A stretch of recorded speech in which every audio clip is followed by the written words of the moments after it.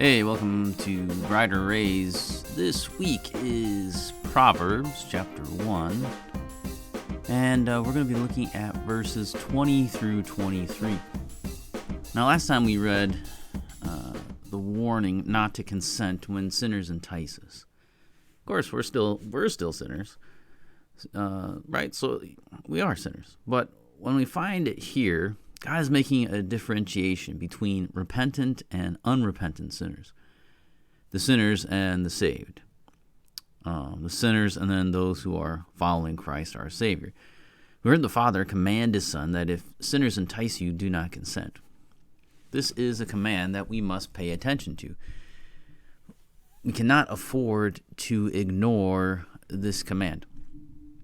Now, why do you think that right off in chapter 1 we find this command?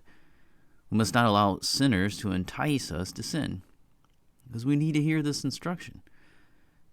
The thing is that we know how sinners act. We know the deceitfulness of the heart because we were once unrepentant sinners ourselves, and we still battle against the sickness of our heart. We know how enticing sin is, and that bad company, like what normally happens, that bad company likes more bad company. Not only do they sin, but they approve of others doing it as well. Their feet are swift to shed blood. Our feet naturally are ready to run towards sin.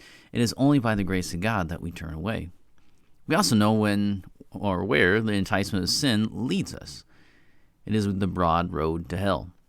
The heart is so deceitful that the trap that a sinner thinks he is setting for someone else is actually this setting for himself. They are lying in wait for their own blood. They have set an ambush for themselves. They are draining their own lives away.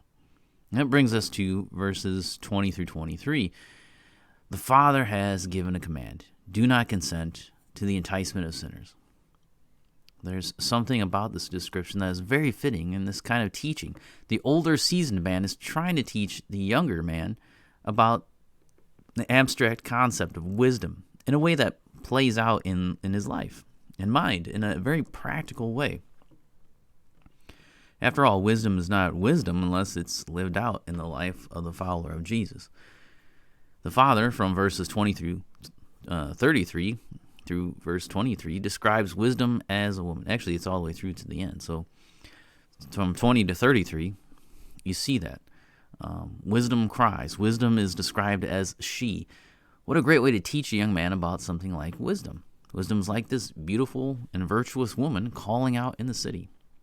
So let us listen to our Father in heaven, and hear what He is telling His sons and daughters about wisdom. And that's what we'll be looking at all this week. So come back tomorrow and we'll look at the very first part of this passage.